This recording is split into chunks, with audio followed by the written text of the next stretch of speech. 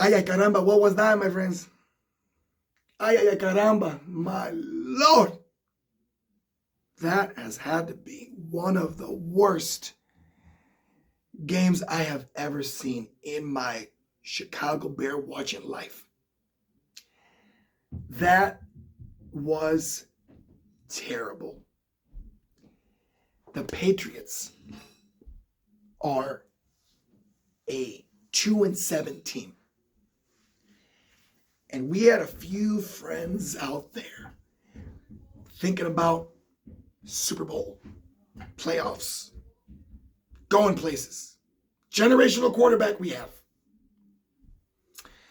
Friends, can we really argue with the other side saying that Caleb Williams is a bust? To a point we can defend.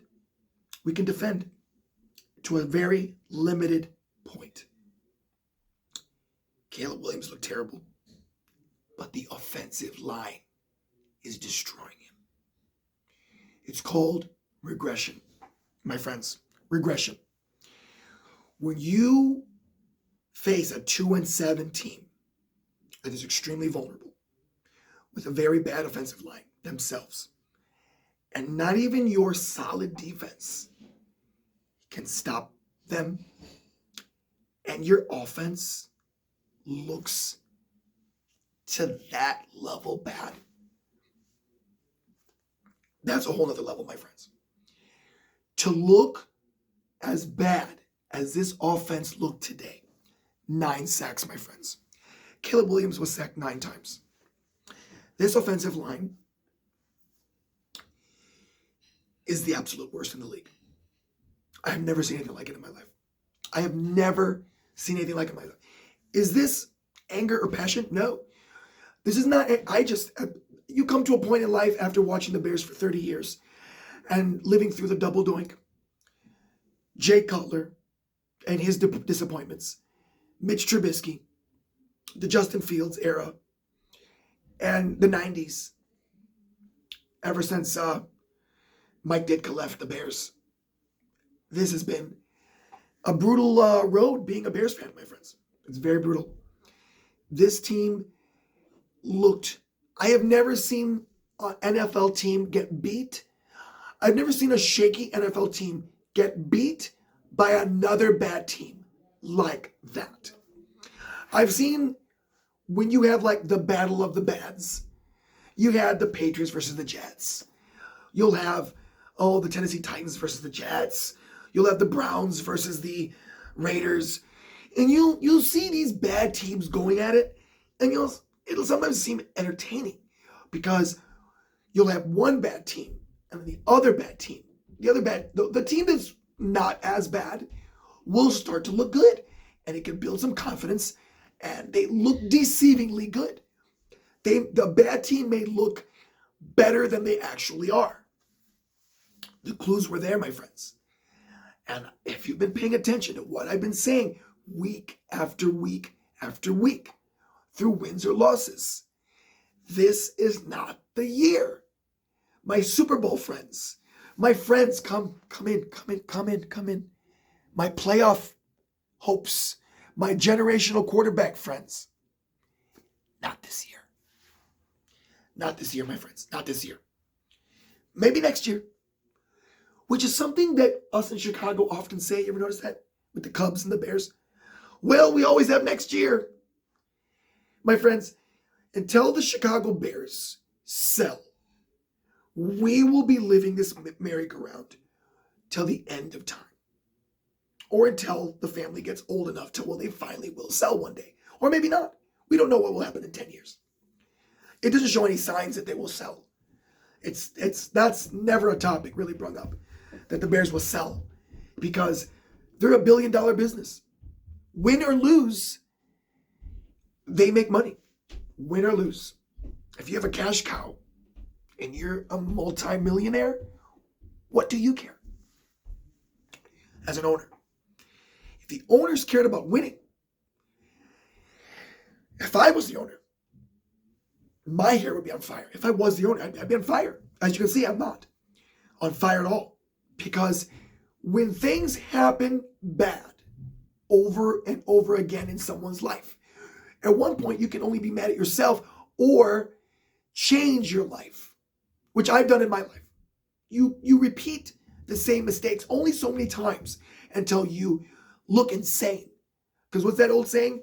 The definition of insanity is repeating the same thing over and over again and expecting different results. This is the Chicago Bears. Repeating the same things over and over and expecting something different to happen. To watch a 2-7 shaky Patriots team come to Chicago and beat us in the way that they did. It's not about losing to them. It's about the way we got beat. They sacked Caleb Williams 9 times. That Patriots defense was bulldozing our O-line almost as if you would think that someone was scheming and putting players in position for the defense to penetrate and murder Caleb Williams. I mean, you'd almost think that Shane Waldron is looking secretly to, I mean, it is wild thoughts. I mean, of course it's not true. Of course. But, I mean, friends, you will watch throughout the week people who are much wiser than I break down this game. Please pay attention. If you are in a place where you're trying to make it make sense of not only, I mean, you may understand, you may be a Bear fan that says this team sucks and they'll never be good. And I would have to say that you live in more of a world of reality. But for the fans that seem to think that we are going to bring in this generational quarterback and just win football games, the Bears try their method is throw things against the wall and hope it sticks. We're just gonna throw things on the wall and we're just gonna play Madden and just play and just call plays in with a hope and a prayer. With a hope and a prayer that it works. It doesn't work that way, friends. When you build a house, you have to have a foundation.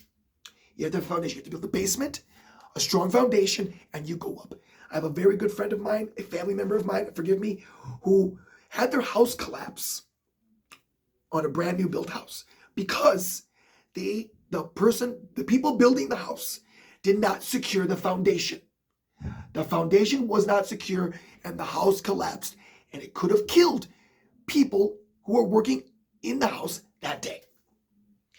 Foundation is key to the success of any business, restaurant, organization. There's a foundation. And the Bears have not figured out how to develop a foundation, a culture to maintain wins. When you demoralize the team by the fashion of which you lose, you can see people throwing their hands up in the air like this. I saw it today. They're like, I have a strong feeling that this team walked in the door knowing that they were going to lose. By the way they lost, it seemed like some players on this team knew. Not sabotaged themselves on purpose. No. Throwing the game?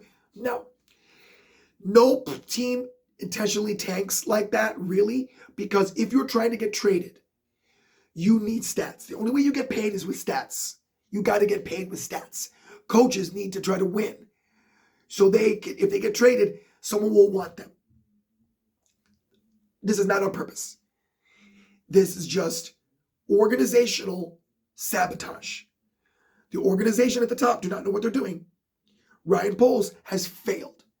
Ryan Poles has failed this organization by choosing to draft a number 1 quarterback with this is unsure. And it doesn't, even if this man was going to be, as long as he plays for this organization under this ownership, he will lose.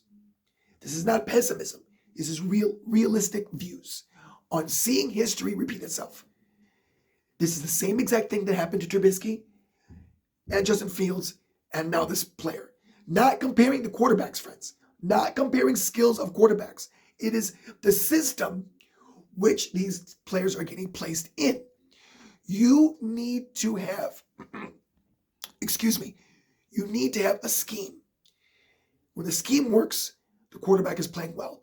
When the quarterback is playing well, the scheme works. They are tied together. This is the way it works in football and mostly in most sports. A scheme. The Bears don't have scheme. There's no scheme.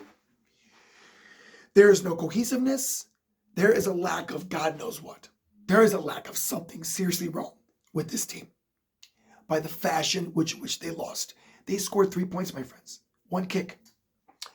One of the worst teams in the league just came into our house and embarrassed us.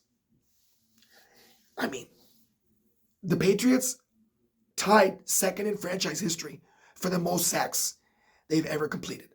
9. I mean, Caleb Williams, I feel bad for the guy because the Chicago Bears are breaking him. He is regressing rapidly. This doesn't take a genius to figure out. He's playing for us. He's playing for this team.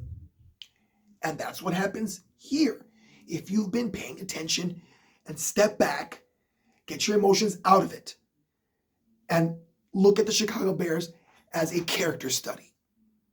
Look at the team as a character study and look at teams that win often. And then do your research and watch teams that lose often. There's a common denominator, my friends. Organizational leadership. There is none.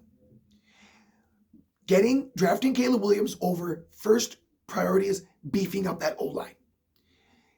If you look at it now, it would have been better. You kept Justin Fields, beefed up the O-line like no other, and create a winning system from the ground up. They did not do that. They thought we're going to buy a bunch of fancy, pretty names, some skilled players, and look what's happening now. There's skill on this team. There's some studs on this team. Keenan Allen was the number 1 wide receiver for the Chargers. DJ Moore is a top 20 wide receiver in the league. Rome Odunze will be something special if he's allowed to grow on a better organization. Rome Odunze is a good damn rookie receiver. He can be something. And Caleb Williams has potential. But on this team, he will get broke. And it's really sad for fans that are like us, like me, but I've just, after you get beat up and cheated on, I said this a long time ago. It's almost like having a relationship. And this person keeps cheating on you and cheating on you. Comes to a point where you start to see there's a pattern here. There's a pattern. In relationships, in teams, there's patterns that teams, do in life. And friends, this team doesn't want to learn. This team does not want to learn. It's really rough. I don't know really what else to say, friends. Thank you so much for supporting the channel. I'm trying to grow. I got 21 wonderful subscribers. Thank you to each and every one of you. Let's get 22. Let's get 30. Let's get crazy. Thumbs up if you like this content. If you didn't, I'm sorry. I'm just trying to keep it real and keep things in perspective. There's a silver lining in everything. You can learn. We can learn from losses in life, like we can learn from losses in our favorite sports teams.